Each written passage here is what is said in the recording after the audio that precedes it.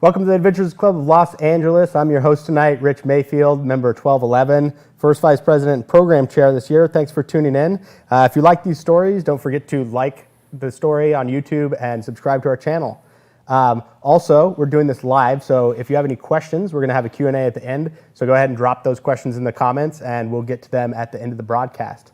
So today, I have Mike Escamilla here with me. How's it going? It's going great. Thanks for coming by. Thanks for having me. So Mike, you got your start in adventuring as a BMX rider, right? Like Yes. as a really young kid, you're a BMX rider. And then kind of that evolved into being a stuntman, being a professional athlete for GoPro and stuff, being a stuntman, having some TV shows, right? Yeah, it started with bike riding, and I was sponsored by a bunch of companies, like bike companies and also clothing companies and watch companies and things like that. And those other companies didn't just have bike teams, they had skate teams and snow teams and surf teams. So I sort of started going on some of those trips, and that really started opening my eyes to all the places I could go all over the world. And then it just sort of blossomed from there. Yeah. So how long have you been doing BMX for? I turned pro in 1995, so I've been pro since 1995. And how old are you? I'm 42. So you pioneered the sport of BMX, really? Well, there was the 80s. I was in a time in the 90s where BMX kind of died before the X Games started. So I happened to be I got to be a part of a time when a lot of innovation was happening with the way we ride. Street riding, I was a part of a group of small guys that sort of are responsible now for the building blocks of what professional street riding is now. Right? We were a part of the people that sort of pioneered those things, right? And then GoPro came around, right, and kind of made it, open it up to the world. Because before, you guys were with VHS cameras.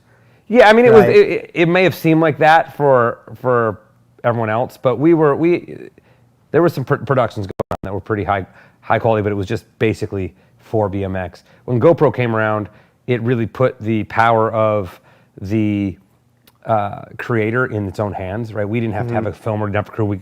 And then when social media happened, it really just let everything out, because I could put something up today. I could film and put it up today. I didn't have to wait months. Yeah, and you can go anywhere. I can do whatever I want. Yeah. I saw this interesting video of you. I think you were driving up to San Francisco, right? Okay. And there was this full pipe. Oh yeah, that you kept passing.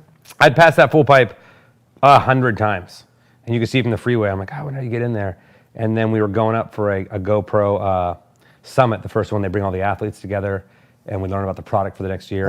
And so on the stop on the freeway, I'd filmed it within the background. I'm saying, hey, on the way home, because it was in Napa, which is north of it. And I said, hey, I'm gonna find that thing on the way back. And then on the way back, I by myself went through all these fields. I think we have this video, right? Yeah, it was good. And then it's up there. And that was when they first. Literally just a culvert. Yeah, it was by myself, and then that was right. We had gotten the remote controls for the GoPro when they first came out at that meeting early, and so I actually attached it to my grip and used it the first time. And it was pretty cool. That the remote for the GoPro really changed stuff for me. Because you didn't have to edit 4 hours of footage. Well, no, because I didn't have to have someone else there. Yeah. And I could just hit record. Each run, instead of I'm going to click it and have 3 hours of it of camera just running. Yeah. I remember it was ridiculous. You get a lot of those shots of someone else looking at the GoPro. Yeah, totally. Is the light blinking? No, I didn't hear it. What's going on? Totally. And then it's you riding the ski lift or whatever up there, and then you click it off, and then your whole run's gone. Ghost record. Yeah. That really was that edit really was the first one where I was like, oh, it's not a camera, it's a tool. Yeah. Yeah, and then since then I pretty much use it almost every day. So that was I'm trying to think of when the GoPro came out with that. That was probably 2006-ish. Well, it would have been above that. It would have been that was for the Hero 2, so that would have been somewhere between 2000, maybe some 2010 or something, 2009. Yeah. Maybe I'm guessing. I'm not sure, but it was a decade or so ago. So I'm interested. You started BMX as a kid, right? When that's when you want to learn any sport, right? Because you can fall more often and get hurt less and recover quicker.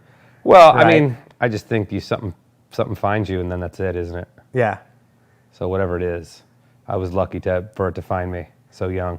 So in terms of as you're getting older, you're still riding, right? Yeah, I rode You're today. still doing, really? Yeah, I rode today. Where'd it was you fun. go?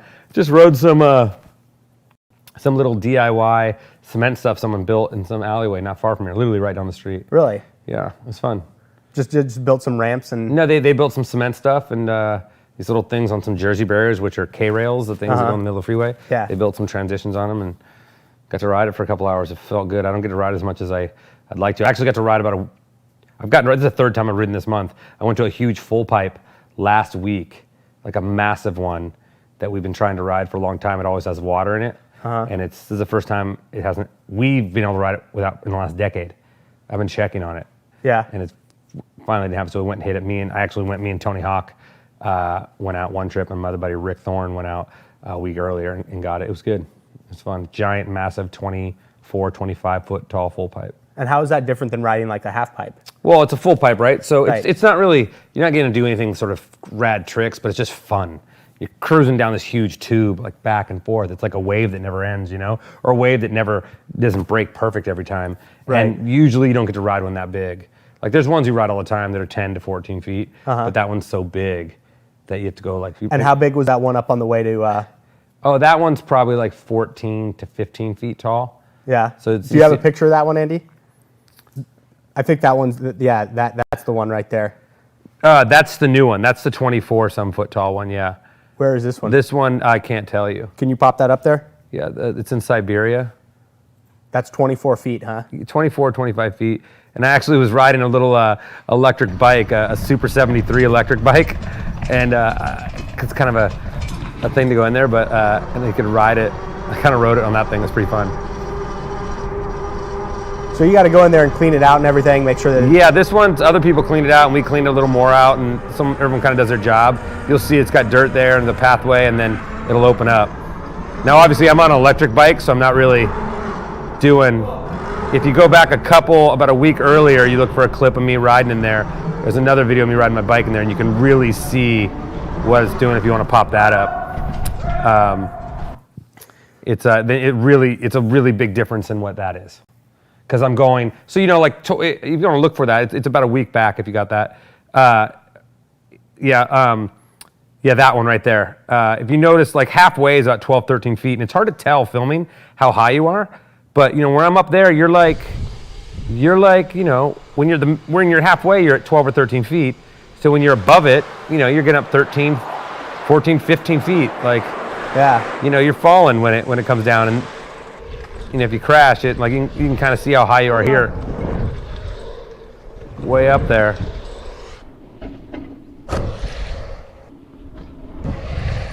And like I said, this sort of adventures, you just don't get to do that very often, so it's just fun. Yeah. And you got to find these places. Yeah, you got to find them. I mean, pretty much all nowadays, I just ride pools. So, 80% of the fun is riding the pool. It's finding the pool. The other part is fun, but it's the finding them and hanging out with your friends. I'm just at a point in my life where that's good enough. So I am interested in you post this stuff on Instagram and everything. It's all the good stuff. It's all landing it. There's plenty of crashes. Some people do put crashes on there, but how often do you actually crash at this point? I mean, I crash all the damn time. Like every time you go out? Yeah, there's a crash. Not every. I didn't crash today, but yeah, every time there's probably a crash or something. They're not. You don't always put them because they're not exciting. Yeah. Right. Like no one wants to see crashes are only good when they're gnarly. Yeah. Like if someone. Right. There's not a ton of gnarly ones all the time, but if there's a gnarly one, you usually put it up. Right. But yeah, I mean, I'd like to not crash. But yeah. And the difference is now is that I don't really make a living riding bikes anymore. So my job is stunts. So I have to really pick and choose on what I decide is worth it. Right. Now. And so I have to really sort of put my ego in check on what my brain wants to do and what my heart wants to do, and find somewhere in the middle that I can continue to do it as much as I can without putting myself at an inherent risk. Because there's things I could do that I'd be like, that's a risk. I could get hurt first try. There's other things I can have fun and do that all day long and sort of push myself here and there, and I can do that every weekend. You might fall like once or twice during the day. Yeah, but even if I do fall, I'm not. That fall is negotiable. I can negotiate that fall. Right. Always accidents are accidents, but I feel pretty confident that I can negotiate that fall without it being a catastrophe, without it being a real accident. Or some of them you're like, the first fall on it, that's it, game over. Yeah. Yeah. Because you have broken a bone or two. Yeah, I've broken, I have a thing on there somewhere of all the things I've done. Like you have a list? A list. I tried to list them in a minute. And I did it, but then afterwards I wrote down about another 45 seconds worth. How But, many bones is that? Well, I guess not just bones, but like. I mean, we could try to do it. I won't remember. This won't be all of them, but let's see. Yeah, let's do it. Let's go for it. Let's see. I've had 6 knee surgeries. I need a 7th. I've had a shoulder surgery. I've had broken ribs, broken ankles, broken fingers, broken wrists, broken collarbone. I've separated this collarbone about somewhere between 13 or 14 times from here and 2 or 3 times from the sternum. Rolled my ankles, tore the ligaments in my ankles. I've had intercostal fracture in my ribs, which is basically your ribs where it gets torn in between the meat. I've got arthritis in my neck. I've chipped my teeth. I've bruised my kidneys. I've bruised my spleen. I've had bleeding in my elbow. I've been knocked out 20 or 30 times, but I've had about between probably 11 to 15 concussions. I've had amnesia. I think that's how many times I've been knocked out. I've had post-concussion syndrome. I've had, man, this isn't even close to all of them. Right. There's so many. I've hit Legs, my head femur, so hard. Like have you ever broken your femur? I've never broken my finger. I've hit my head so hard that front of my head that my back of my head touched my neck, and my leg, my body went numb for the night. I've hit the back of my head. I fell off the back of a fire truck in Kuwait, and broke my helmet, and my brain punched the front of my face from the inside so hard that I got 2 black eyes. That can happen? Yeah, it happens. And so, holy crap. And that's literally barely any of it. Wow. That's like. But you recovered. I mean, I recovered-ish. I've had 3 head injuries that changed my life. One, snowboarding that damaged my short-term memory, so I may tell you something like 3 times in a conversation. Yeah. I don't really remember.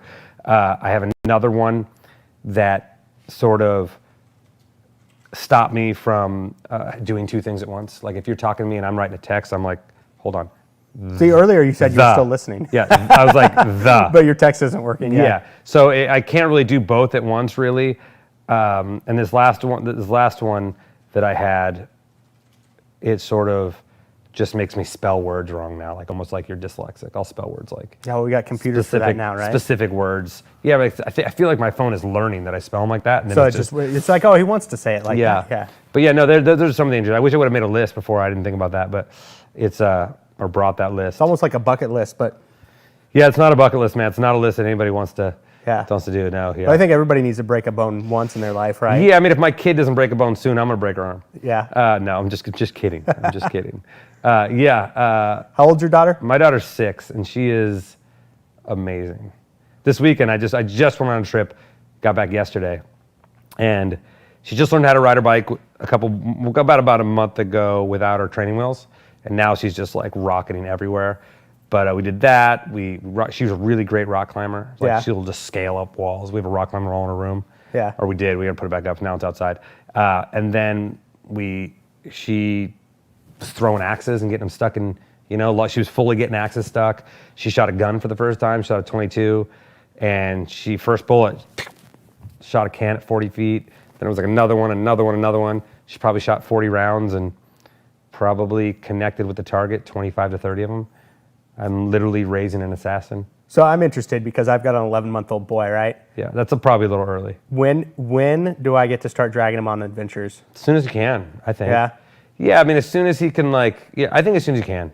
Yeah? Like 11 months is pretty, but once 1, 2, I think it's like the level of the adventure, right? But Right. The more he's around it, I think the more he'll want to do it, and if dad's doing it, he'll want to do it, So you've been injured a bunch of times, and I'm wondering how that's changed. Like, do you feel like every time you get injured, you pull back a little bit from how far you push yourself, or do you keep pushing your? Because it's just that you're 42, right? Yeah. And you're still alive. A handsome 42. Handsome 42, still alive. You're still walking around. Like when you walked up the stairs, I couldn't tell that you were limping. Like it wasn't an obvious limp. But I mean, my point is you're in one piece. I'm in one piece. You're in one piece. I'm in one piece, but I have taken a toll on my body, and I didn't take care of it the way people take care of their body now, which I could have done 20 years ago, which would have made it better. My back is terrible. I have a bulged. My L1 is turned. My L2 is bulged. My L3 is the other way from a crash. So I'm always managing that. I think as long as you manage. But the thing, the problem with, not the problem, the thing, I would say normal people who don't get hurt a lot, is they think if you roll your ankle, you get hurt, you just put your ankle up and wait till it heals. You have to be proactive. And there's so many ways and things you can do now to push swelling out of your body, to do things. When someone says, oh, I iced it, I put it up, and I took Advil, and it's still swollen 2 weeks later, I'm like, well, it hasn't healed at all yet. It hasn't healed 1 ounce. Get that swelling out of there, let it start healing. And you need to go to somebody who understands how to do that. And I have a guy, Dr. G, who I go see religiously. I've been seeing him for over 20 years. He sees tons of MMA fighters and athletes and surfers and motocrossers. Is he a physical therapy guy? Yeah, and it might even be, I think he's a chiropractor too, but he the other thing is he looks at my injuries and all of our injuries and goes, okay, let's get you working again. Where other people go, maybe you shouldn't do this anymore. Yeah, I know. And that's a problem. The second someone said that to me, I'm like, okay, well, you're not my doctor. Right. But there are a lot of doctors that are like that. They're like, this is broken now. They're like, how long? Forever? I know. Like, I don't buy that. I want it fixed. Yeah, I have a neighbor who said, I tore my knee 15 years ago. My doc said I'd never be able to snowboard again. I'm like, I've had 6 knee surgeries. Yeah. Right? Do you have any artificial knees yet? No. I feel like a hip might be coming in my future, though. Yeah?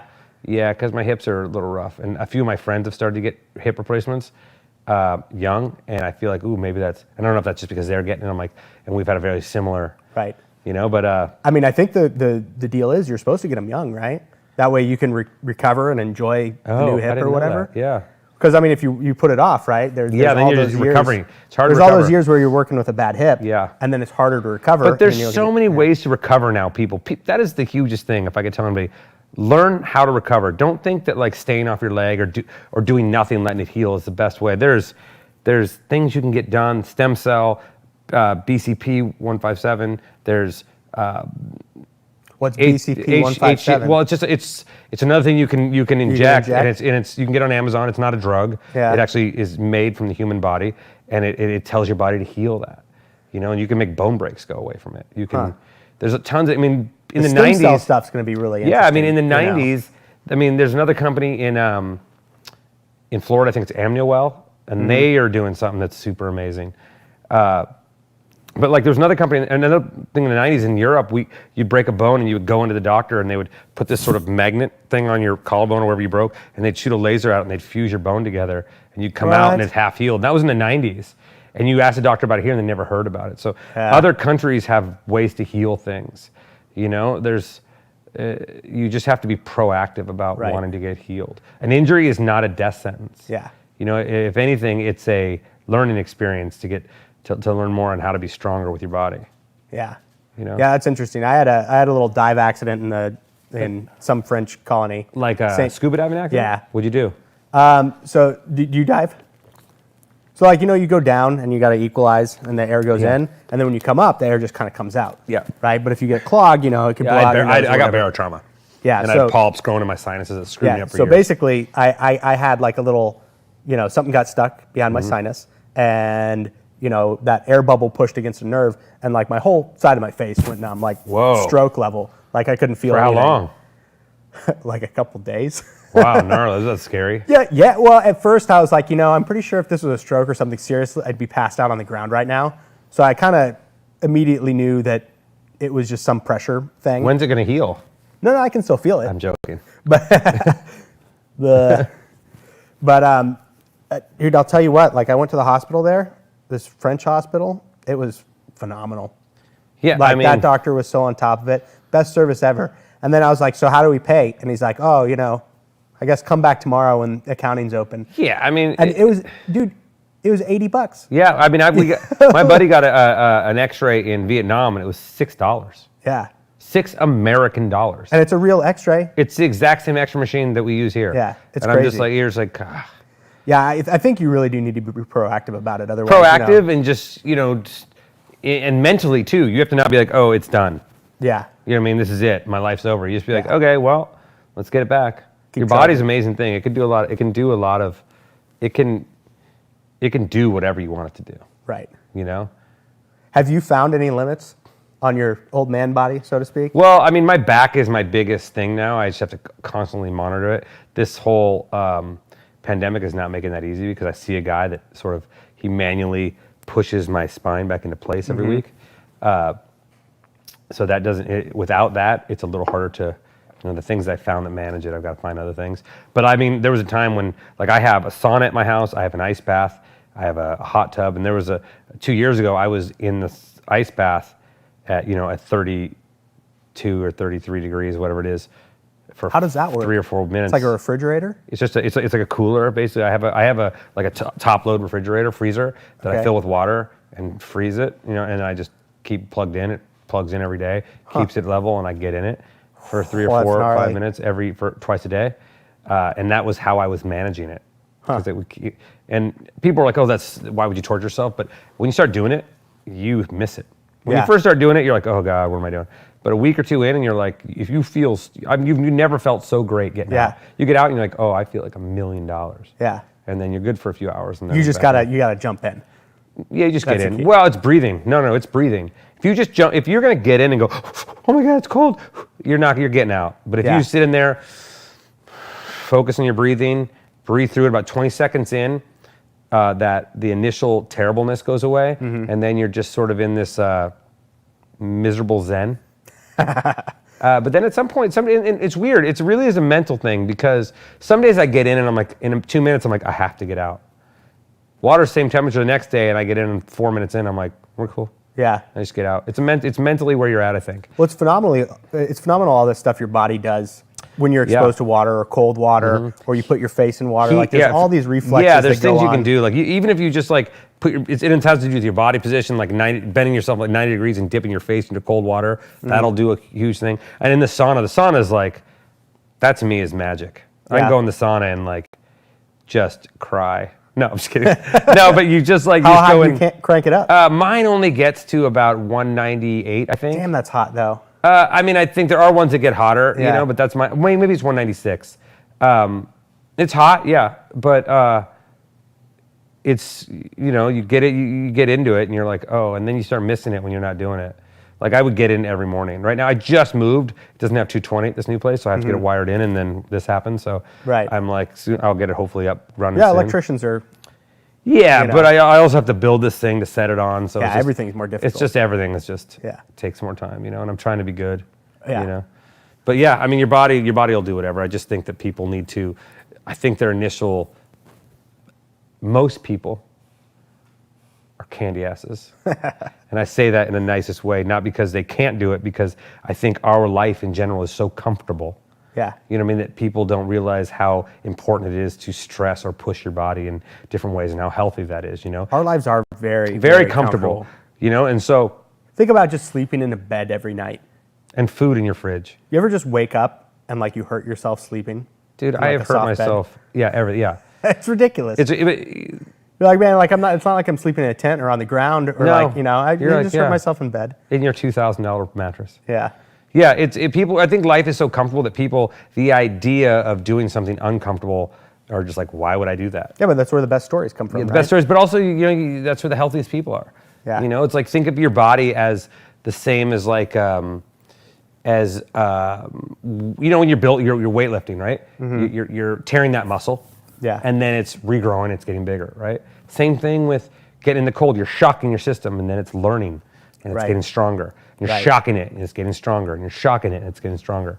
So it's the same thing. Yeah, I hear that's really good for like your cardiovascular. It's good for everything. Because it's shrinking down your veins. Yeah, and then you get out and they flush back out, and it's really great for so many things. You just Google how many things. And meditation and all that. It's great. Breath control. And plus, you know what? There's a part of it that, for me, I needed to get control of myself again. So when I was younger and I wanted to learn a bike trick, I just decided, well, I'm learning this. Right. I don't care if it takes 100 tries or it takes 1,000 tries. I don't care how hard I'm getting. I've started this journey. I'm learning it. And there was no like thought about it, like, oh, I don't feel like crashing. It was like, I've decided and it's going. And you lose that over the years, right? So you get to something, you're like, all right, that's enough tries. I'm done. And so I part of the ice bath for me was I open it up and I touch the water and I'm like, shit. And I'm just like, And the second I didn't want to get in it, I was like, oh, I have to get in it now. So every day. Every day. When was the last time you missed? I mean, no, I haven't been doing it lately because I've been moving and everything's on set. But there was a time. Oh man, that first last time year back. The first time back, it's like starting over, right? I haven't done it in months because of everything been undone. Yeah.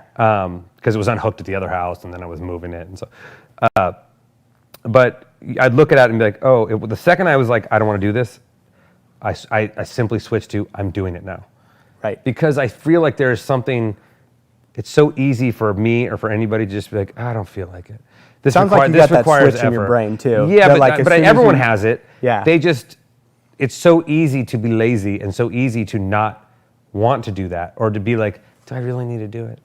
So I'm trying to train myself, and I got to get back on it when this thing gets hooked. I'm doing this every day at this time or whatever. I'm getting in and I'm doing it. And then when you have something that you have to do that you don't want to do, it's easier. You just go, just get it done. Yeah. Has to be done. You know? Well, if you can recognize that in yourself, like, I'm being lazy right now. Yeah. You know, Some things if you hate that, you know. I mean, look, there's things that we all do that we don't want to do. But if you're just like, if you just have that switch in your head because you've been training it, you know what I mean? To be like, if I just do this and get it done with, it's just done. And it's a few minutes of being miserable and it's just done. Yeah. You know what I mean? And it's you like, feel better at the end. You feel better. It's like working out. Do you run or anything? No, I can't run. No, I can't run. Oh, man. The only thing I'm running for is if someone's paying me to run for something. I hate running. It's the worst. But you always feel better at the end, you know? I mean, I don't know. It's been so long since I could take a run. Yeah. But even things like, you know, when you're you forget your jacket, it's cold out, and you got to hike, you got to walk for, you know, you're freezing. You're like, we all know it's cold. We don't have to hear you complain that it's cold. Like, you know, someone's always like, I'm just so freezing. Let's go. It's miserable. And you're like, well, if you can train yourself in your head, you're like, all right, well, it's bad, but it can be way worse. This isn't that bad. You know what I mean? And I know it's going to be bad for 20 minutes, and then we'll get on with it. Yeah, you're not a big complainer, huh? No. Some people like to no, bitch. I'm not going to say that live because my friend's like, no, this mother effer complains all the time. But I'm working on it, and I think I complain about, I'm sure I complain about really trivial things. Right? The things that don't matter, which probably make it bigger, make the complaining more ridiculous. But the bigger ones, I'm just like, I think it's less complaining in my head and more of like, when does this just get easier? Well, this is an interesting thing. There's this TV show. I'm going to open this squirt, by the way. Yeah, go ahead. Andy, there's a TV show that he did with Neil. What was the title of the show? I did a show with one of the other members here, the Adventure Club members, Neil Mant. He's a producer. We did a show called Strangers in Danger. Right. Pull up. There's some clips on that show, Andy, and you know, I feel like this gives a good insight into your head because it's you sitting there with another guy. I'm not sure who this the guy Zach is. The guy's Zach. Yeah, here it is. That's us eating live octopus in Korea. Yeah, that's exactly what I want to see. Let's put that up there real quick, Andy. And what has 8 legs, 2 eyes, a huge head, and is going in our mouths? Who has 2 thumbs and does not want to eat this? This guy. Jesus Christ. Sanachi is a delicacy in Korea, but also extremely dangerous because if you don't completely kill the octopus when you bite its head off, they'll fight back as you try to swallow it down, using its arms and suction cups to wrap around your larynx and esophagus and choke you from the inside out. So it actually is a killer food. Dude, it's hard to get out. Come on, buddy. Oh! Dude, it suctions to your fingers. Does it bring back good memories? I mean, this show, when we shot it, was miserable when we were shooting it, but looking back, it was the best time of my life, right? You ever had a meal that you before? Knowing now what I know about octopuses, I never would have eaten an octopus because they're apparently super smart. Yeah, super smart. Yeah, it's like eating a dolphin. Yeah, and I feel bad about this. But why? What's that? It's just funny because here it is. Like, you're just like, yeah, screw it. Here we go. And I just got to do it, yeah. Well, then the show, we'd show up and like we would do stuff and like they'd give us 5 minutes on instruction. They'd tell us we're never going to be able to do this in 5 minutes. And then 5 minutes later, we're all doing it. Right. And so you get sort of, you get kind of in this zone where you're just like, all right, well, today we're fighting a bull or today we're cleaning the side of a skyscraper with a wooden swing or we're, you know what I mean? Hatch. Yeah. But between you and your friend, I mean, I feel like this guy was brought on the show to kind of like counterbalance you. Well, you know, because I mean, if I'm gonna be honest, it was he called. He was hired for the show before me. Yeah. And then they were looking for a co-host for him. Yeah. And then I look at us as equal hosts, but I just think that we are very yin and yang on this show. Yeah, exactly. But you know what? People always, because he's thrown up and he's always scared of stuff, but in Zach's defense, which I learned when I got back, when people were like, I just thought any of my friends would do all this stuff. And a lot of my people I know were like, I would never do that stuff. Zach did everything. Oh yeah, he did. So like, people can call him, people are like, oh, this is a chicken. I'm like, oh yeah? No, he did it all. Did it all. Yeah, for sure. I did learn something on this show though, because we ate tons of terrible food, like the worst food in the world, and I can eat anything. I can eat anything. There's only a couple times where I was like, this is gnarly. But I just saw that. Like like Zach did it all. He did everything. Yeah. But he had a little trepidation. He was like, and you're like, oh man, this sucks. Boom, down the hatch. Yeah, I mean, if you watch some of the other food stuff we have, I'm just like, I just know that I have to do it. Yeah. It's that switch. I'm like, well, we're here. This is the show. He's gonna take a bite and throw up, and then I have to eat it. So it seems like you got this switch in your head. Like when you feel that, like when part of your brain's telling you shouldn't be doing this, you're like, oh hell no. Yeah, I mean, I don't know if it's that or more that it's like that's my job. Yeah. This is what I'm here for. Like, this is it. And a lot of times I know we're making a TV show, so I know it'll be good television. I can separate how terrible it's going to be because it's not permanent. Right. You know what I mean? Someone's not asking. You know what I mean? It's like these things. This isn't going to kill me. No, it's not going to kill me. It's not like someone's like, here, you need to carry this 70-pound ruck for 27 miles up this mountain. Yeah. You know what I mean? Like, you're like, oh, I don't know if I can actually do that. There's probably a lot of Marines watching the show that's when they a good can do time. it. That's what I'm saying. Yeah, like there's like real men that can do that. And I'm like, okay, I'll eat these llama brains out of the skull of this animal. Yeah. You know what I mean? It's terrible, but I can keep it together. So what do you think's taking more toll on your body? Being a stuntman or doing bikes? Yeah. Stunts are, it's different. Bikes, it's like I put a pair of knee pads on and I'm like, okay, I guess I'll go this fast. And stunts are very well calculated. The thing about being a stuntman is, I mean, I have a closet full of skills sets that I've learned over the years. When I go onto a movie set and I go into the stunt gym, the stunt room where we rehearse, I always feel like the least talented person in the room because everyone is so qualified and so talented, and I have such enormous respect for that. And you have to have this sort of level of trust and with these people because you're putting their lives in the line, but they are really good at their jobs. And yes, accidents happen and terrible ones happen, but you have a good crew and stunts usually go pretty good. You get banged up but beforehand, you're like, this is gonna suck. Yeah. But most of the time, you're between your skill and the skill of your teammates and your crew, you're doing something it's even though it might just be you on screen, it is a group of people making sure you're safe. With bikes, it's like you're on your own. You're like I said, you're like, right. I guess I better pedal faster this time because I landed in the middle. So that's an interesting thing. Like when you did that full pipe out off the freeway, what would have happened if you had I guess blacked out or knocked out or something? Yeah, knocked out. I mean, I would have woke up and then figured it out. Yeah, but nobody else was out there, right? No, yeah. It could have been. I mean, my buddy Matt Hoffman, he rides his vert ramp by himself, and he used to put his cell phone on the flat bottom. If he got knocked out or something hurt or crashed or broke his legs, he could crawl to it, call 911. Yeah. So yeah, but on a thing like that, I don't really like to go too many places by myself. That one was, like I said, like for me, I almost did crash pretty bad in there on one of them, but that I negotiated that one. Okay, full pipes, I should be fine. You know what I mean? I should be able to do it. But accidents are accidents, right? But yeah, it would have sucked. It would have been a long night. So how do you do like the calculus of whether or not you're going to do something or not? Well, now it's pretty easy. It's just whether or not it's it's basically if the juice is worth the squeeze, right? Right. So a lot of, like before, I don't have to, my job was riding bikes. So I was like, well, this is what I do. Right. This is what I do. And I'm moving forward, right? With whatever I'm doing. So, but now I'm like, is this something that my ego is trying to, really wants to do? Or is this something that I need to do? Right? There's something, a lot of this need in my head, but I've trained myself and had very intense conversations with myself in those moments to say, I'm gonna let this one go. I couldn't always do that. But if I get hurt and I'm hurt for 6 months, I can't work, right? And at some point I need to start moving past what I'm doing, right? And onto the next thing. And so. And how has that changed, now that you have your daughter, Luna? Well, I mean, my daughter changed everything. Like I stopped base jumping completely when my daughter, not that I did it a ton, but I stopped base jumping completely with my daughter. When did you was start base born. jumping? I started base jumping like, I have no idea, to be honest with you.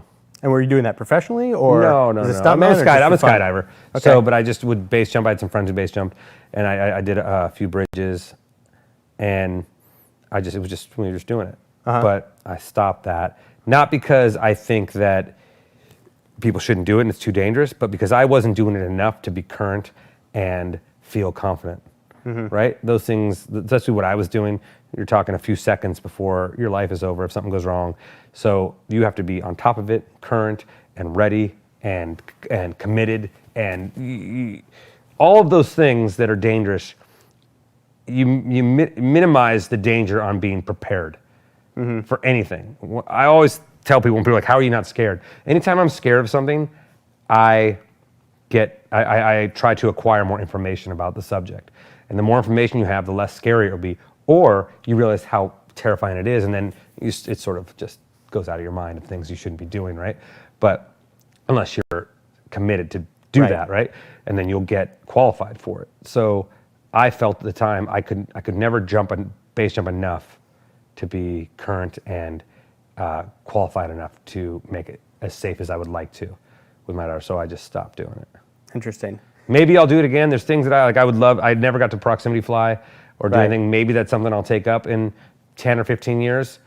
You know, when my daughter's, doesn't need me. Not that she doesn't need me, but you know what I mean. But yeah. When- So this brings up an interesting thing. A buddy sent me this video today. Let's see Andy, it. can you pull up that? This is a guy doing some speed flying in France somewhere, I believe. This is not it, but the next one over, that one.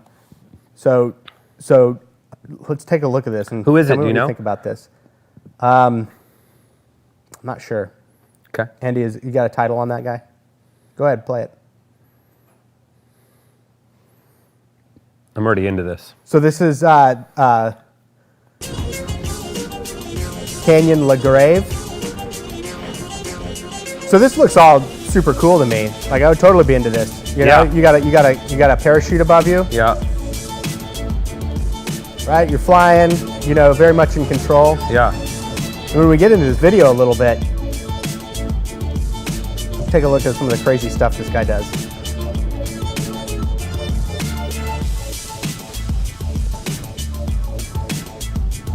This stuff's so rad, man. I'd love to learn how to do this someday. Do you ski as well as snowboard? No, I've never skied, but I'd learn. Yeah, this is. So here's where he drops into the canyon. Wow, this right? is rad. Whoa. So it gets gnarly. Yeah. Little flip there. I love it when people are so talented, man, and confident in what they're doing. I mean, this is deadly, You have a problem there, you're going to the rocks. And I'm assuming this is a lot steeper than it looks. Yeah. Well, with speed flying, as long as you got snow under you, you can kind of touch down, right? Yeah.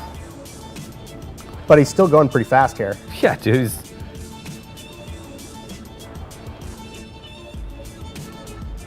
This is rad. And then he's out. Yeah. So Humans are amazing. here's my contention with this, Yes. and this is interesting. I think that there's a few things in the world where you can be talented and be in control like that guy was, but I think that you can never be talented enough to like really know What's going to happen? what's going to happen. Like if you're like, here's the example I use. If you're going 100 miles an hour and you're 5 foot from a rock, like in that case, you can get blown over 5 feet. And Yeah. you're still in control. You're the best. You're at the top of the game. But then boom. Well, and but just a puff. that's not you doing it. That's an outside force. Exactly. Right? But those So outside forces are always there. That's where you have to. That's where, when you said someone can't be qualified enough to make it safe, is that the word you used? Well, yeah, they can be. If the air never moved. Well, yeah, but the thing is in them being qualified enough to make it safe, having that wind would make them say today's not the day. Yeah. That's what makes it. It's not that they can't. It's not them being good enough to maneuver it with the wind isn't what makes them good. Them being good and qualified is them going, today's not the day, And not going. and not going. Yeah. Right? Because otherwise you're just reckless, right? Not everybody has that switch That's a in their dare- I brain. mean- This is like a Summit Fever type thing. Yeah, I mean, I hate the word daredevil. To me, that daredevil implies no skill, Yeah. right? For sure. That's what daredevil. So when I hear people like, "Oh, you're a daredevil," to me, it's almost an insult. Yeah, you because know? you're like, I planned this out. Yeah. Yeah. So when obviously accidents happen Mm-hmm. when you're pushing the limit, and every sport has a bump. It bumps up every time someone does something that's just a little bit gnarlier than it was before. Then the next person can do that, and accidents happen in there, and a lot of times those accidents will allow people to go farther, Right. because that's the mistake that needed to be made to get to that next level. But I don't think that. I don't know if that's true, what you said. I don't know if I feel the same way about that. I do believe that there's things that you have the skill to do it, but there's other outside forces, or if a mistake is made, Right. and sometimes mistakes, you can only do things if no mistakes are made, Right. right? And so you may be capable to do them with no mistakes, but mistakes happen, Right. right? So clearly, if they can do it, they're skillful enough to do it. That's a really good point, and that kind of solidify. I add something to my theory in my brain when you say that, because I think the important part is you have to be the best. You have to be as skilled as you possibly can be, but you also have to have the ability to say this is a no-go day. Yeah, I think that's a huge part. That's part of it. That's part of the knowledge and the skill, right? There's Yeah. the skill isn't like, oh, I'm going to fly through that window, and then like on let's say it's a stunt. You're gonna get blown on a wire through that window, hit a moving car, and then fall down a hill into a river, right? The stunt guy that does it doesn't go, okay, I can do all those things. The stunt guy goes, I can do all those, but that one. So we have to make that work. Right. It's not just like, oh, there's I'm going to do this. Yeah. And let's just see how it goes. He's learned from all the mistakes and all the years of preparation that this will not work. Like, 2 + 2 does not equal 5 on this one. Right. Right? So we need to make sure 2 + 2 = 4. That's how you stay alive, right? That's how you stay alive. Yeah. And even then, you could do all that and still not stay alive. Right. Right? But it's how you stay alive the longest. Yeah. Yeah. The Summit Fever thing's fascinating. We had this girl here that she does cave diving, Okay. and cave diving's super deadly. Super gnarly. Yeah, people die all the time. And she came in here and talked to us and tells us how she's running this cave diving outfit down in the Yucatan, and she started going through her method. And before I heard this girl talk, I was like, "There's no way, man. Too many people die in that. It's not worth it. They got all these signs up that say nothing in this cave is worth your life. Don't go any further." And then I learned about how she did it, and she had that hard method where look, at this time, I'm turning around, or at this level of air, I'm turning around. And she would talk about how she was trying to explore this cave, and she get to the end, and beep beep, time's up or whatever. And she's right there. And she's right there. She can't and do she's it. like, it's like 5 feet away, and all I had to do is go 5 feet, and I'd see that next room. And she's like, but I turn around. That's I was it. like, damn, that is some It discipline requires there. discipline. Yeah. It requires discipline. Discipline is everything. Yeah. Like, people are always like, well, aren't you afraid you're going to fall in the middle? I'm like, no, because I've had the discipline to not start with that big of a gap. Right. And you know what I mean? And you know what happens, right? You know your limits. You just have to stick to your plan, and that's how you can bring people back alive. Yeah. I think a lot of people don't stick to their plan, though. No, Like, because I've they been get in out there, with- they get yeah. excited, right? Yeah. And that's why there are team leaders that Yeah. are good at it, and there's team leaders that get people killed, Yeah. right? And there's times when you're like, oh, we're just gonna go one more corner. You're like, well, yeah, but that little corner is the unknown, and we're not prepared for that. So that's when, if something happens, you may go in there, nothing happens. If something does happen, though, now you're in trouble. Yeah. And it was just that extra 20 feet. Yeah. Yeah. I mean, yeah, Summit Fever is a real thing, and it Yeah. applies across all this stuff. And, right? but also it's knowing not- your equipment, know what it does, doing the tasks it takes to get to the point you do that. Like, people are really scared of skydiving, right? And accidents happen in skydiving. But when you go in and you learn about it, you learn about what's in your rig, how canopy works, how it flies, how it wants to open, how it's built to open, how you have two of them, having a cypress that'll fire your canopy if you're knocked out at a certain height, at a certain speed, all those things, and you start going, okay, now I understand how these works. Like if you have a malfunction, how to get out of it, and when to decide I'm chopping.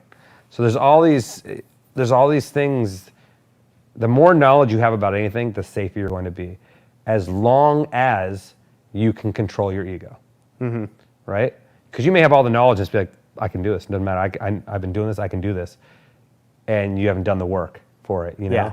you have to do your homework, do the work, and check. Your ego is the biggest one. Check your ego, because your ego is what kills you every time.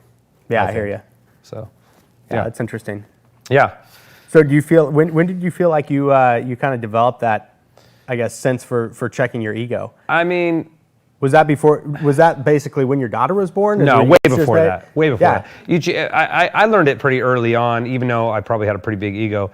But I think I had a big ego in the limit of what I believed checking my ego was in. So, right, it may have been bigger than other people. Maybe people thought it was I was, sort of out of my pay grade. That's what I should be doing. But there's only been a few times in my life where I got somewhere and I was like, oh, maybe I shouldn't be here. Yeah. You know what I mean? And it was too late to turn back. I did this heliboarding trip one time with all the Nixon, this bunch of professional snowboarders. And it wasn't like the watches? Nixon watches, yeah. Yeah. So I got out of the helicopter. The helicopter's just touching the little thing. We step out. It's like 1,000-foot cliff here. And this is not a gnarly one, right? In comparison to what they do. And they said there's one section like, hey, you have to go through here. You cannot stop. You cannot cut back and cause a lot of you have to just go through, Right. And this is 15 years ago. Nose downhill, right? Yeah, and just a little bit of some S turns, but you can't. It's steep though too, Yeah. like You can't check it. You're nuking, and I came in and I was like, I remember sitting on top going, oh, I'm out of my pay grade here. I got nervous. I was like, maybe this is where it happens. I get an avalanche and I'm dead. And I checked once and it started fluffing behind me and it started coming down a little bit. And then I just sort of went forward and just straight. And it just was a little bit, but I didn't know it was a little bit. I just see stuff and I was already scared at the point where I was like, shit. And I remember that's one of the few times I was like, oh, I need to be more prepared next time. Right. But yeah, other times, there's been plenty of times where I didn't know how to do it, but I knew I could do it. I was in the middle of learning, right? So there was another time I had built a grind loop, like the loops, people go around a loop like a Hot Wheels track. I built one out of a pipe, and I was going around on my pegs, and it took probably 60 or 70 crashes to get around. And then even when I got around, I fell over when I came around because we had built it wrong. But I mean, if you would have watched me attempt it, you'd be like, what are you doing? But I knew that I was capable of it, right? And we just had to find, no one had ever done it before, so we were trying to find the way to do it, the speed to do it, the correct technique. And sometimes you're in that position, but I already knew that I was capable of it. So yeah, this is interesting because, I'm thinking now about this show that you did where you're going around the world doing all this crazy stuff. That must have almost like a cakewalk for you. I mean, it's new stuff. Well, but I mean, at that point you had so much in your. I knew what I was capable stable. of, but I also knew that with all the things I've done, all the things I was doing, I was snowboarding and I was skydiving and I was riding bikes and I'd done all these other things that when you start doing a lot of things, they all start to translate into other things. Right. Like, I can kind of do this, stuff kind of feels like this.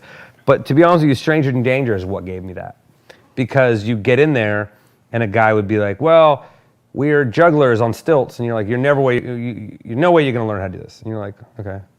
And 5 minutes later, you're on stilts juggling, right? Or kite. So we was kite surfing in Hood River, and the lady's like, all right, we're just gonna work on the learning how to fly the kite with no board for like 4 hours out there. I'm like, well, we have 45 minutes, lady.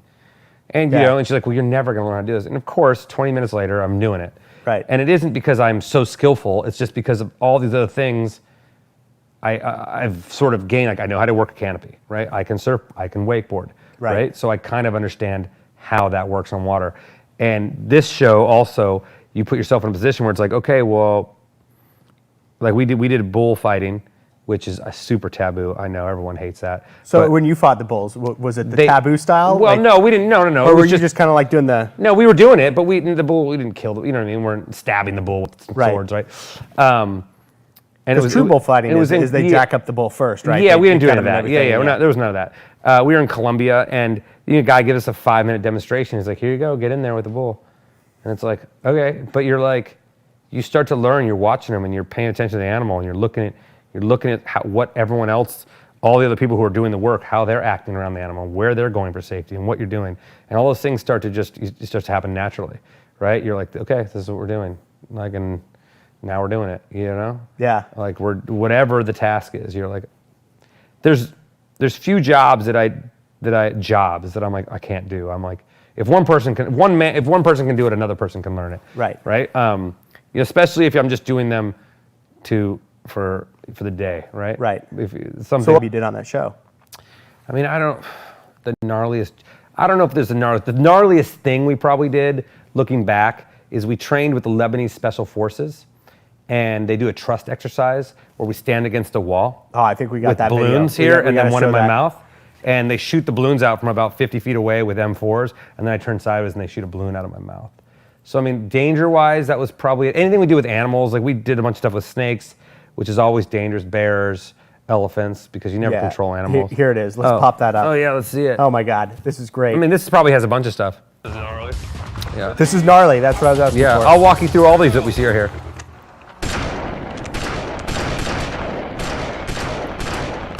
And they asked if I want to wear a bulletproof vest. I'm like, if you're gonna miss me, I don't need anything.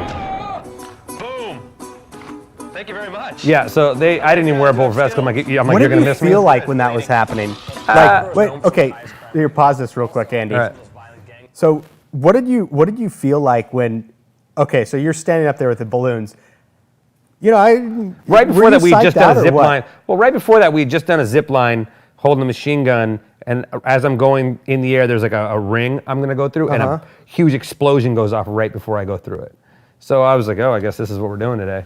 And then So you're pumping, right? Yeah, I Like- mean, I'm not super worried about that stuff. But this, I'll be honest with you, we were miserable for a little bit of time. So I was like, if this is the way I can go home, let's just get me Why shot. were you miserable? I just, whatever was going on in my life at the time. Ah. You know what I mean? It was just like, and this job is stressful, man. Like, this is a stressful job. Like, we would do 3 different things a day, and they were like high danger, high stress, always as fast as possible. We're eating all these terrible things. We're moving to another country every 4 or 5 days. You get 5 weeks in, and you're just like every day you're doing an experience that someone is a lifetime experience for one person, and I'm doing Right. for them. So were you just trying, like, were you trying to be there for it, or were you trying to, like, to get out of your head when these guys are pointing these guns at the balloons? I have to assume that I like to. These guys were their top military, like special forces. Yeah. I went over and shot the balloon, 2 balloons first with it, and I hit them. And I don't shoot guns that often, right? So especially at the time. So I'm like, I got it. It was a little windy, but they're so close. I have to, at that point, because I committed to doing it, I have to believe that they're good at their jobs. Well, sure they Right? are. Yeah. So And it's pretty easy to hit the balloon. yes, but it's still close to my face, man. Yeah. I mean, I could hear the bullet. I just have to believe a good job and then move on. I sort of just go into a thing where I'm like, I'm doing this now. Yeah. This is it, Yeah, but we did. I mean, hit play. Like we did a bunch of wild stuff. Like Does your adrenaline like get pumping when you're doing this stuff? Like, That what is stuff it, now. What does it take to get your adrenaline going? that stuff doesn't. All that stuff. No, I don't really know. I haven't had my adrenaline hasn't been pumping in a long time. It was fun. Like on that full pipe, there was a couple times because on that big full pipe, you're going so fast. I'm paddling as fast as I can. It's so tall and so sticky that there's a float where you're kind of out of control, where it gets sketchy. But I don't really get that adrenaline pumping unless it's like almost an accident happening. I saw you jumping out of some like balloon. I know Hot air balloon? hot air balloons, and Yeah. jumping out of helicopters Yeah, and stuff like that. I mean, That's every a little time bit I more do of a that, well, drop. every time I do that, because I don't get to do it a ton, and it's just like a survival mechanism in your head. You're like, okay, you're a little bit nervous, but that's really just me going, have I checked all my stuff? Right. Am I scared? It makes me nervous enough to make sure, okay, all my gear is right. We're good. I have a plan. I know what my plan is. I know what my exit strategy is. I know where my plan B landing area is. So that's more of a thing. And as soon as I leave it, it's always right on the edge. And as soon as I leave, I'm like, all right, well, here we go. Now we're in the matrix for 45 seconds. Yeah. But It sounds like you're pretty in control when you do all this stuff. yeah, there's not a lot of things that I'm doing, especially now that are out of control. Back to the whole Daredevil thing. I think Yeah, there's not many- Daredevils experience quite a bit of adrenaline because Yeah. adrenaline comes in when you're about to die, right? Yeah, I Or mean, at least when you that's what I'm think saying. Yeah, like you're about to die. adrenaline comes in when there's like a near accident. Yeah. And you're like, oh, Just barely, yeah. Yeah, but like this stuff, I don't know. Yeah. Yeah. Yeah. Yeah, you want to roll the rest of that video, Andy? There's some cool stuff in here. Yeah, I'll try to talk some of it. Yeah, this was in El Salvador. We went with like the, well here, no, this is Cuba. This is scary, this one. These are tree rats and they're huge and they'd bite your finger off. And I had to catch one. And they're huge, man. They're like the size of a big possum. And some Benny Hill music would be good for this. Yeah. I mean, this show is like half gnarly, half funny, half ridiculous. I don't know how many halves that is, but yeah. But yeah, this thing, it's a tree rat in Cuba. And this was like, we're making leather. Leather's a gnarly thing. You see my buddy, anything gross or smelling bad, he just can't take it. This was like in Israel, and it was like 6 a.m, and the guy wanted to fight me Krav Maga, and I just was... So he told you, is that a real knife? No, it's a plastic knife, but he was just saying what he would do, and I'm like, well, bye. He's like, I would keep coming after you, and he's like, well, all right, come after me, and then he just then proceeded to beat the shit out of me at like 6 a.m. He's punching every side of your head. Yeah, I mean, he beats me up right here.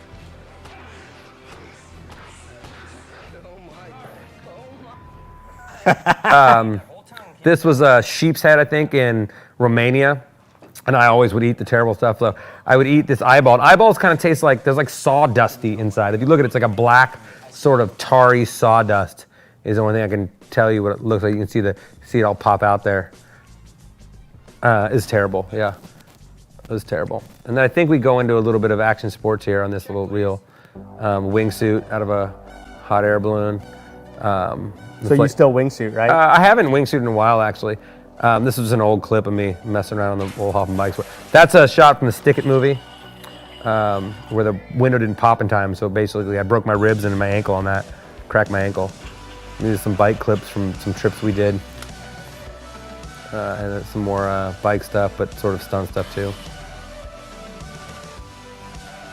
Snowboarding, a little old snowboarding stuff. There's like a rollover where it's a base jump where the parachute's already out. I jump over it. And so here we actually was in, this might have been Romania as well, maybe. Yeah, maybe. I'm not sure. And I did surgery. I mean, fully did surgery on that dog. It has a huge tumor on its leg. You catch it, you can kind of see it there on its front leg. And I fully got to do surgery and cut it off. It was amazing. This is a cool show, man. It was cool. It was really cool. And then obviously the octopus. There's a squid. Yeah. Is there anything after this, or can we cut this? And I think it cuts right. It cuts to something else here in a second. But maybe it doesn't. I don't know. We can cut it. But, we did a lot of cool stuff. I mean, I'll be honest with you, that show, we did more stuff on that show that I don't know how we got away with. I mean, we did drug busts in Colombia. Like, we flew in military helicopters. Yeah. In the jungle. We, let's see, what else did we do? We did stuff with all sorts of animals. We also did funny things. I can't even, some of the stuff we did was so outrageous. Yeah. That you're just like. Who lined all that stuff up? Neil's production company had a team of people that were just looking stuff up. Things. They're like, hey, can we go on a drug bust with you? Yeah, we need a helicopter. Yeah, well, no, we went with the military. Yeah, I mean, we did that. We would do things like harvest honey in Bangladesh from beehives, and the way they would do it was just like wrap yourself up in towels, climb up a tree, and cut it off. Like these things that don't seem like a big deal. Have you seen that on Planet, or I think it's like Human Planet or something? The guys climbing up the tree. Yeah, I don't have to see it. I lived it, man. That's crazy. That's why I did it. Yeah. How tall was the tree? The tree wasn't super tall, but it didn't matter. It's covered in bees. These trees were like 80 feet tall. Stupid tall. But we did that too. I was a tree trimmer, so like 70, 80 feet up. Yeah. It's chainsaw, and those guys are like, there's no way you're gonna be able to do this, and it's just like, and you just do the whole thing, But everybody, not that me or him are some super talented people, but I've learned that everyone thinks their job is the hardest in the world. Oh, sure. Right? Everyone thinks that. Yeah. And which is a testament to, if you just decide you're going to do it, most people can do things. Yeah. Right? I think it was less of a testament that I'm talented and more of a testament that if you decide you're going to do it, you can learn and do it. Yeah. Anybody. I was at this expedition school once, Knowles. Are you familiar with Knowles? No. Knowles is a cool program. They're basically like a leadership school that they teach outdoors. This is probably really terrible for me, by the way. Yeah, but I saw this. The squirt. In the fridge. I gotta have an old squirt. I was like, there's gotta be squirt unless there's cactus cooler. Cactus I'm all cooler, about it. yeah. But I was just, it's squirt tonight. So what they said is one of their, they had all these expedition behaviors, right? Like when you're on an expedition, this is how you act amongst people. Mm-hmm. One of their rules was like never be the last person out of your tent, right? Because that guy's the asshole. If you're Someone's got to be the last person. I know, but you don't want to be that guy that's like everybody's cooking, Everyone's breakfast waiting and for you. all Got that, it. and you're still in your sleeping bag. Yeah. So when people get out of their tent, you get out too, Yeah. right? But one of the ones that always stuck with me is it says everybody thinks that they're carrying more weight than everybody else. Oh yeah. Everybody. So if you look at the person that you think is not doing anything, if you can Yeah. take that idea and adjust it to your Expand it. entire life, yeah, it would really change the way everyone treated everybody, yeah. right? Well, it's interesting because it's not what it is everybody thinks that they have the hardest That's job. what I'm saying. If But- everyone but stopped it's thinking that not- they had the hardest job, yeah. they don't have it. Yeah. If everyone stopped thinking that their job was harder than everybody else's, they'd probably be a lot kinder to everybody else. Yeah. Instead of thinking that are carrying the burden of everybody, because they're, And to be honest with you, most people don't have hard jobs. People have boring jobs and long jobs, but most people aren't digging ditches all day. That's a hard job. Yeah, that is hard. You know what I mean? Like you're working at the grocery store or whatever, or you're working, packing boxes somewhere. It might be a tiring job and a boring job and a long job, and you may totally be tired, but it's not a hard job. I'll tell you what, I was a furniture mover for a while. How was that? Would you say that was a hard job? That was a hard job. That was a hard job. It was so hard. Guys would go dig ditches instead. Yeah. They'd be like, I don't want to do that. It's Yeah. like, but if you work really hard, you might get a tip. And they're like, oh man. But we would bust our asses. This And isn't- everything's heavy. Everything's heavy. There's a manual labor jobs, which are usually deemed not that essential, are usually the hardest jobs. Yeah. Well, physically hard. There's Physically some hard. jobs that are intellectually difficult. Yes, of course. And that's I'm an engineer, and I tell people it's like, hey, sometimes I just need to think about this for like 3 days, and then it's going to take me like 20 minutes. Yeah. But I seriously need 3 3 days to days do just it, to think about it before I figure out what I'm going to do. Yeah. And the mental work takes a toll on you. It's almost physical. You're like, I didn't do anything. But I think thought a lot, that to me is a physical one, Yeah. because you're doing something like that. But I just think that if most people realize that everyone's just doing it. Everyone's just doing it. Everyone's in the same boat. You know what I mean? Some things are easier than others, but you're also, when you see someone with an easier job you may think is easier, you're not seeing the 15 years of bleeding they did to get there. Oh, sure. Right? People look at like what I do when I was like back in it with all the sponsors. Like, I can't believe people pay you to ride your bike. You're like, well, they're not really paying me today to ride my bike. They're paying me for the 20 years before I've learned to get into this spot Exactly. that I could be on TV with a logo on. You know what I mean? Like, Right. that's what they're paying for. Yeah. But it's hard for people to. And what's the title of your podcast? Keep bleeding. Yeah, Keep bleeding. Keep bleeding. what- I just started that in January. Uh-huh. I've got about 12 to 15 episodes. I'm not exactly sure. And what does keep bleeding mean? Well, keep bleeding. The idea was, I actually had it tattooed on me a long time ago, but and sort of the reason I got it was like because as long as you keep bleeding, it can remind you that you're alive and you can still do stuff. The second you stop doing things where you can get hurt or it challenges you, then I feel like you start getting old real quick. But Right. keep bleeding. The idea with the podcast was that I wanted to interview people that had a job or a passion that required them to continue to give blood to keep it alive, right? Whether it be physical blood, mentally, or had to continue to adjust what they were doing to continue to do it, whether it be an athlete or an actor or stuntman or a musician, where people just think that they have the life, but all the things they've had to do along the way, right? Whether it be dealing with injuries or constantly having the door shut in your face and having to, so that's what it was. And we've had some really great guests. I keep saying we as if there's anyone else, but It's the I've had some royal we. yeah, it's a royal we. He's got guests like Tony Hawk and Exhibit, Matt Hoffman, Seth Green, Sean Gunn, Nicole Arbor. Who else? There's been a ton of great guests, and all of them. And Jeb Corliss, who's a wingsuit guy who has stories that'll blow you away. And you'd think if you heard them, you'd be like, why does he still do this? But there it is. He's got a. Is he one of those guys that's pretty controlled? Did he strike you as a guy that's like very much in control of his? I didn't know what he did. I don't know how he was. Based on his interview, it probably would have felt like he was out of control before, and I think he's even said that, right? But now I believe he's very controlled. He's very methodical. He's very skilled. He's not just going to go, I'm going to go do this, right? He's doing things that take a lot of skill, that take a lot of pressure. He's also doing things which people may be like, well, that's not that big of a deal. but he's doing them live. So there's a much difference than us doing this interview taped and edited and doing it live. This is live. Yeah, that's what I'm saying. But it's different, right? Yeah. Like, I could work on a trick all day long for weeks, months to get it one time. But when they say go on June 22nd, when he's, when the live whatever's going, he's got to do it right then. So that is a different mindset too to physically and mentally be in. So he's to me, he's a super talented. I think in the interview I call him. He's the mind of a madman disguised as a genius disguised as a madman. Yeah. So yeah, he's a interesting guy. That's interesting. Yeah, he's really interesting, and he's listen to the podcast. It's the longest one I have, and it takes a little bit to get into it. But once you get into it, you really realize that no one is taking chances, right? They're taking chances based on a lifetime of decisions and skills acquired to get a goal done. Yeah, that's interesting. Yeah. Yeah, because anytime I see these guys and they do this crazy stuff, I always look. I'm like, is this guy in control or not? Because when you see, there are plenty of guys who aren't in control. Yeah. But here's the thing about what they do, wingsuit. I think Jeb even said that there aren't guys who haven't died. There's just guys who haven't died yet when it comes to proximity flying and these guys. So, you have to really learn where you're at and what's worth it and what are you willing to push and if that juice is worth the squeeze. And sometimes it is, sometimes not, and sometimes people are okay with that. They're doing what they die, doing what they love. For sure. Like pursuing a goal or a level of excellence, and sometimes I got my friend Scott Plammer told me one time, like sometimes you just got to let them dogs hunt.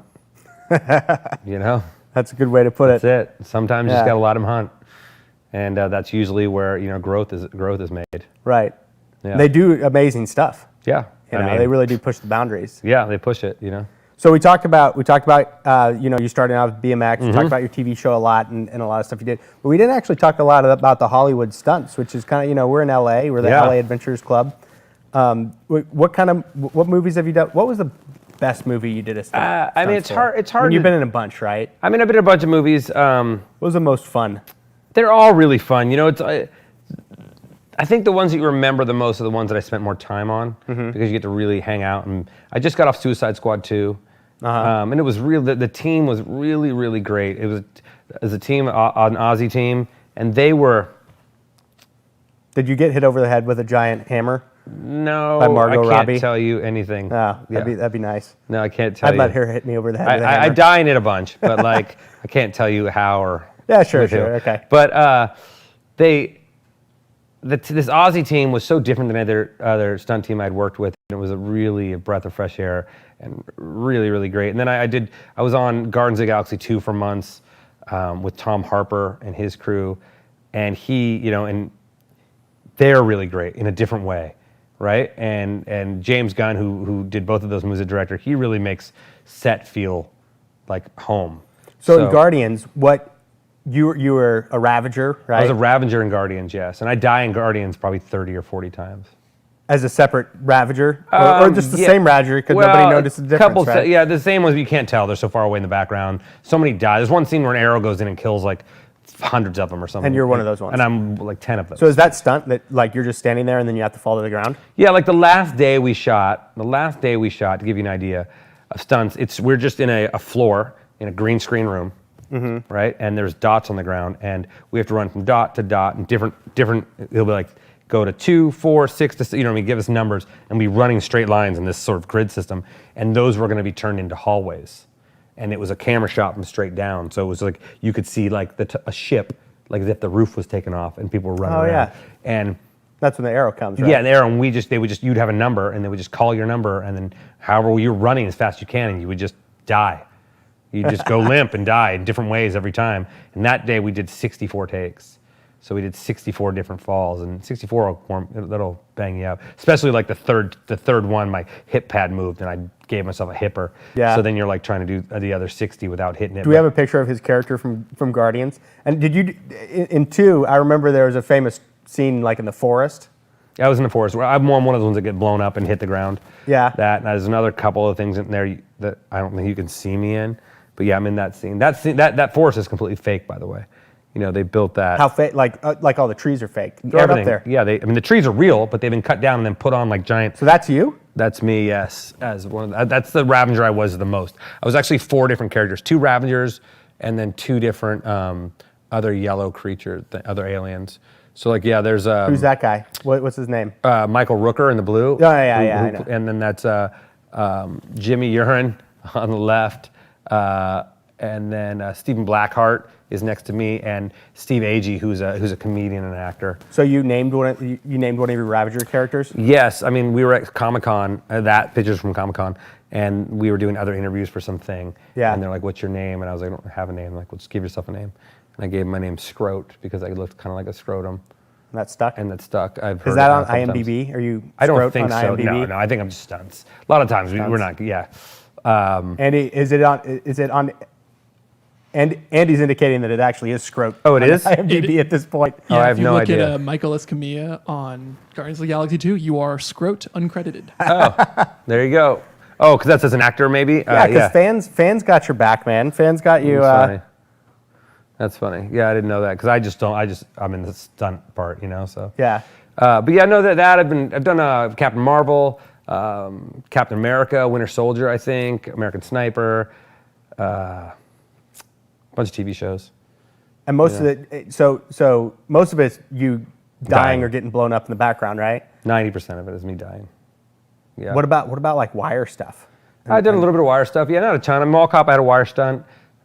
We did some wire stuff in Mall Cop. Yeah, Mall Cop. Mall So- Cop. I was actually an actor. I was one of the bad guys. Yeah. And my death, my PG death, where I get hit with a scuba tank, I'm on a wire and I get tacoed in half. We do some wire stuff in Guardians and a few other things, but yeah. I'm trying to think. cool. Did we need wire stuff? Might have done some wire stuff in Suicide Squad. I can't remember. I can't remember if I was on a wire or not. I know I was hooked up a couple times, so I didn't go flying. Yeah. But yeah, that's all I pretty can cool. say. So tell me about the hashtag. I guess you Be the invented this. Adventure? Yeah, Yeah. Be the Adventure. It's the title of this talk. Yeah. And you're this is your hashtag. Yeah, Right? about I don't know how long ago it was. Can Years you and years own ago. hashtags? I don't know. I mean, it's I'm technically very the name of my corporation, so Okay. yes, So but technically you can't. but I started it, and I was always getting all these people saying, "Oh, if I was rich, I had endless money, I could do all the stuff you're doing." But they didn't realize that it's all with the job, right? Yeah. But a lot of the stuff I'd put up is just stuff that was in LA. You know, there's waterfalls. LA is full of stuff. Oh, there's tons of stuff here. And so my I always point say was, that. is like you're the adventure. You don't need to be on one. So just walk out your front door, Yeah. go left or right, and you're the adventure. Be the adventure that you want to be on. Like you just have to use. Kind Kinda like Be the Change, right? Yeah. So, and Be the Change wasn't around yet, right? All Michael the Be Jackson the- wasn't? What's that? Michael Jackson Oh no, wasn't no. around? There's a hashtag now that's Be the Change. Okay, isn't that from Michael Oh, Jackson? I don't know. Maybe it is, but there's what's like that? there's a ton that are like, yeah. There's a ton that are. Man in the Mirror, right? Maybe that is it. I didn't know if there's hashtags weren't around then. Yeah, I think Man in the Mirror ends with Michael Jackson saying, "Be that change, Could you say that little? Like maybe you could say it more like. be that change." Oh, now I recognize it. Yeah, there it is. There it is. Yes, you're right. No, that's what maybe. it's from. I don't know. Yeah, I have no idea. But Be the Adventure. And so you yeah, started that and then it's hashtag. got like over 250,000 other people sharing their adventures on it. Wow. Which is pretty crazy. But the crazy thing is there's been tons of other people try to start clothing companies, Be the Adventure. And then last winter, Icon Pass, which is like the pass you can buy to ride half the it's like a snowboard or ski pass. Right. That you can you can ride like a ton of mountains all Yeah. over the country. I saw a billboard that just said Icon Pass, Be the Adventure. Nice. And I was like, whoa. Whoa. Crazy. Yeah. And that came from me, that came. Did people get screwed out of the Icon Pass this year, by the way? Of course. man. You couldn't go. Everything's Such a bummer. closed. Yeah, I don't know what you do about that, but I don't have one, so I don't care. Yeah. So, yeah. So is there anything else you want to plug here? I mean, I don't know. There's You no, got a podcast? Got a podcast. Yeah. No, I'm not trying to sell anything. Yeah. Just That's the best, just stories of adventure, not really trying to sell I'm much. not trying to sell anything. I probably should find something to sell. But I think everybody should listen to your podcast. Yeah, I right? would love it. Yeah, Very I mean, interesting it's- stuff. I'm- Find it's- that TV show. It's off the air, I guess. Yeah, Stranger in Danger, you might be able to find it. I doubt it, but you might be able to. The podcast's great. It's been a learning experience, learning how to record a podcast, but there's a few up there, 13 or 14. Good to get started, and I have more recorded. For some reason, this whole pandemic has shut me off motivational wise. Oh yeah. And so, I mean, I have like 4 or 5 that are ready to go that I just have to edit, put up, and I haven't put anything up in Editing 6 to 8 sucks. weeks. That's why we do the show live. I think I told you that. You know, I don't know what it zero is. editing. Andy is editing in progress right like now. that. I And like by the that. time when we click done, it's going to be done.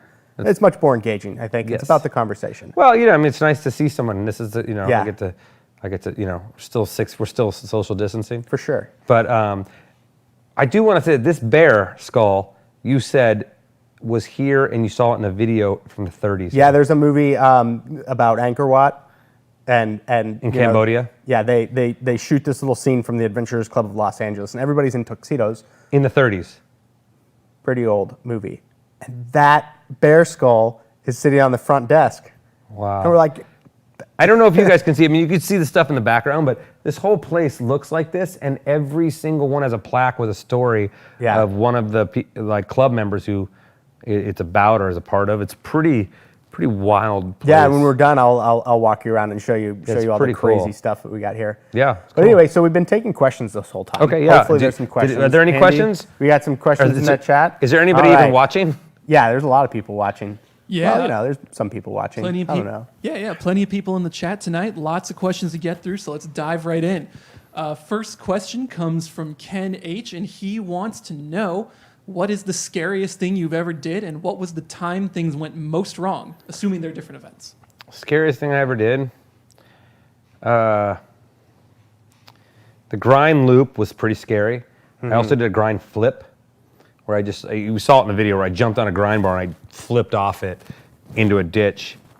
It was pretty scary because before I pulled it, it took about 50 or 60 tries, and I'd landed on my chest, and I'm wearing gloves in the video because I grinded my knuckles down to the bones because I landed on my chest, and I decided that I was either going to the hospital or my bike's breaking or I'm doing this. And I think I remember when I pulled it that I almost came to tears because I was so happy that it was over.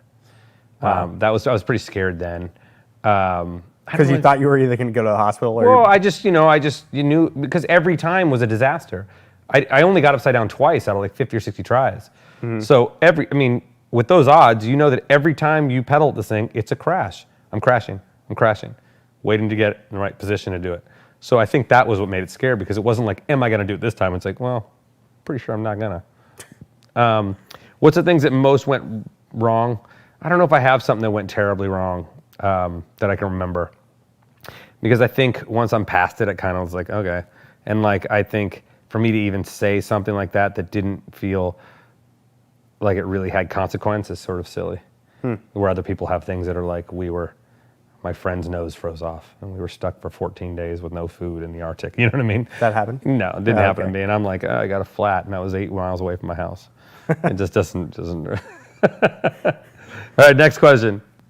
All right, next question comes from Crad Ballin, Yeah, and he wants he's to... a buddy of mine. Let's hear it. He has a few. His first one is, what's your favorite BMX video of yourself, and what's your favorite BMX video to watch, please? Well, I don't really watch too many BMX videos, but if I had to pick one of myself, it's probably my first video part. Yeah. Is a video called Dirty Deeds. I was like, filmed it when I was like 15 and 16, and at the time, you didn't have a lot of, you just saw stuff in magazines, so that was 4 months old, and you didn't really get like 1 or 2 videos a year you'd see. So when you'd see something in a magazine, you'd just be like, oh, people are doing this, and then I was just like, I'm gonna learn that. Yeah. And so there's a gap between when you see stuff. Yeah, now it's instant. So I started doing stuff that no one else was doing, assuming everyone was doing it. And then the friend who made the videos met me and was like, this kid's crazy, he's doing all this stuff. And I just assumed everyone was doing it. So when the video came out, it had like, 10 tricks that had never been done before, and I just assumed everyone was doing them. Yeah. So that's probably it really sucks that your favorite thing is the first thing you have come out because you're constantly chasing it, but probably that video. And the favorite one to watch, I don't know if there's a favorite one to watch. I don't really watch that stuff. There's some other videos that were like, that are inspiring to watch, Art of Flight is really great. Fourth Phase, and those are snowboard ones. They have nothing to do with bikes. But those, when I can put those on, and they're inspiring a bit, right? And they're shot so beautifully, and there's so many talented humans, and Travis Rice is so talented that it's inspiring. I don't know if I have a favorite bike video, because I don't really watch them. I'm like, I used to, but I'm 42, man. I got kids. Yeah, you got to spend got the time time, like actually actually going Yeah, if out I'm there gonna and spend riding. time like looking at bikes, I'm gonna ride bikes. All right, next question, Andy. Ooh, I like this next question. Next question comes from Monica Kanagowski, who wants to know what adventure would you take a girl on for a first date? Oh, I mean, I don't know. Depends on the girl, I guess, on how adequate she was to, like you would be. I guess if you're a guy and you're trying to do that, not that I'm a guy. You're on a hike, right? Yeah. That's no, safe. I mean, Everybody hike can is walk. Yeah, but a hike isn't very like cool, is it? Like Works for it me. depends, but like nowadays, I would probably pick, if it was a hike, it would be a hike that had a close destination or something very different, right? Like Right. do some research. Especially if you're in Southern California, do some research. There's caves that aren't dangerous that feel like an adventure a lot more than Right. they are, and there's cool roadside attractions in there, and there's cool place. There's a place there's a place in that I did something. I shot something for a Ford commercial with my daughter just outside of Vegas called in Nipton. That's these teepees, right? And they're these like sort of high class teepees out in the desert, And you could make a whole adventure there. It could be a day. You could do a day. You could, even if you, I mean, that's overnight, but you could do some caves and some other stuff. I just think that So just go for an adventure. go for an adventure, but see something new. Go for an adventure, but do some research of cool things in your area, because there's a lot more cooler things than you think. And I think a girl will be impressed about stuff that's so close to her house that she never knew existed, and also weren't a massive journey to Yeah, do. when I said hike, I didn't mean like go up Laurel Canyon. Well, that's what I mean, but like it just, I think the hike is cool if there's something, if there's a destination to it, right? Right. If you're just going to hike Runyon or hike in someplace, you're like, cool, we made it to this top. And she's like, rad, that's my house. But if you go somewhere and maybe there's an 80-foot waterfall or something really cool, or an old, some old structure up there, something where you feel like you're doing something. I've always needed a destination like that. Yeah, to I think make a destination's important, and also something that doesn't require the girl to be so exhausted and bummed that she's like, Right. what did I do, Yeah. But on gas, I don't know. Yeah. What's next, Andy? Does that help, Monica? All right, go ahead. Sounds like a great answer to me. Next question we got is from Matthew Nadu, and he wants me to ask about cold plunging with your daughter. Yeah. Is that a question? Your daughter Does She's it- done it, yeah. plunge? She did it. The first She time we into did it? it. Yeah, first time I did it, she was all into it. I brought her in on my lap so I could pull her out, and I don't think she realized, and I have it on video. I put it up on Instagram, and she was like, and she hopped out and she's screaming off thing, and I had to move the camera for people to realize I wasn't torturing her. And then at the end of it, she was like, and I'm like, you want to go again? And she's like, yeah. Like, she was just being funny. But I mean, I got, hundreds of comments of people like, what if she died? I'm like, died of what? Yeah. Like, people are pretty sensitive. But I mean, I guess you can get a heart attack from, I don't know. 6 year, no, from what? Cold water? It's not like it's Yeah. not, Yeah, you're 6-year-old, I think you're fine. you're going in for a split second. Yeah. It's good for your body. It's good for you. But but now she does it. She'll be like, because what I'll do, which is what happens in between ice baths. The rad thing about having an ice bath is that if you come home with like a 6-pack of any sort of drink and you just put it in there, it'll float and it'll be cold in 3 minutes. Yeah. And it's ice cold. So a lot of times I'll put stuff in there and I'll forget, and the wrappers will come off. You know what I mean? Yeah, yeah. And she'll see me, she's like, I'm going to get that wrapper. I'm like, okay. And she'll go in, duck under, grab it, and she's funny about it. Like, Yeah. she doesn't want to do it, but sometimes she's like, I need to put. She'll stub her toe or get a little cut. She's like, I have to put my foot in the ice, and we'll go do it. And she's like, I'm better now. Yeah. But yeah, she's rad. The next question. All right, next question comes from Cradballin again, and he wants to know, what is your favorite rock band? And also another question from him, just while we're on it, what is the most dangerous place you've ever shot a stunt? My favorite rock band? I don't know if I have a favorite rock band. I've kind of been drifting into a lot of 90s stuff, but I do like the Foo Fighters, but just for sake of saying the right thing, it's Fireball Ministry. Jim, who's my other friend. It's our friend, Jim. Just you. So they say, like your favorite music is the music when like you come of age, right? Yeah, I mean, whatever lately the music, whatever's hot when you come of age. Is always what That's you want what to you're hear. gonna wanna hear for the rest of your life. I kind of have playlists of like snowboard, skate, and BMX movies. I have a playlist of all these songs that I really liked from like 95 to 2005, and Right. and that's sort of been on repeat forever in my car. Yeah. All right. Oh, wait. Last question. No, there's another question. He said, what's the gnarliest place I ever did a stunt? Yeah. Oh, I don't know. I mean, I did this thing in Bangladesh, which Bangladesh is gnarly. Like I was in Dhaka. There's 17 million people in Dhaka, and I think at the time, 17 million people, and the city, 5 million of those people don't have bathrooms in their homes. So the city provides bathrooms, and there's 49 of them. I'm sure they're great. They're terrible. 49 for how 49. many people? 5 million people. So they're not using those bathrooms. So the thing is that every time you drive on the street, you would just be like, man, pooping. You'd just be like, it almost feels like a landfill some places. And so we were on top of a train, right? A moving train, like Slumdog Millionaire, you know? And I got my bike up there and I was doing tricks on top of the train while it was moving. And it was rounded a little bit and it was wet. And realistically, if I would have fallen off and survived the fall, the crew was gone. They're on the train. And I would have been just in the middle of nowhere in Bangladesh. They wouldn't have stopped the train for you? No, they don't know that we're up there, Oh. right? So, yeah, that was probably the most Wait, back up. dangerous. What were you doing this again for? For the stranger in danger. They didn't know you were on top of this train? No. Like the train didn't? No. Gangsters, dude. This is what I mean. Like, there's no rules in these countries. You know? I feel like you'd coordinate with the train. Like the No, train we were could be just like, there. "Hey, We just got up there with a ton of kids. Kids Oh. were up there. Crazy. Young kids just up there going to the next town. And if it's the last town back, I don't know how they get home. Yeah. Just sleep in the streets. Oh, here it somewhere. is. Pop that up there. Yeah. Oh yeah, that's a handstand. While doing it. Yeah. See? Yeah. How tall? Man, it's he's probably good. Like, yeah, it's probably like 15 feet. It's probably like 12 to 15 feet, but you're Yeah, also but- moving, 40 miles an hour, 30 miles an hour, and it's just Rocks. like worst scenario imaginable. Yeah. you Nothing know? soft. Yeah, no, I mean it's just Yeah. like it's terrible. Probably just rocks. I mean, covered if in I shit, landed on, I you can know? just land on some spikes and just be dead, you know. Yeah. But yeah, that's the worst one. Next question.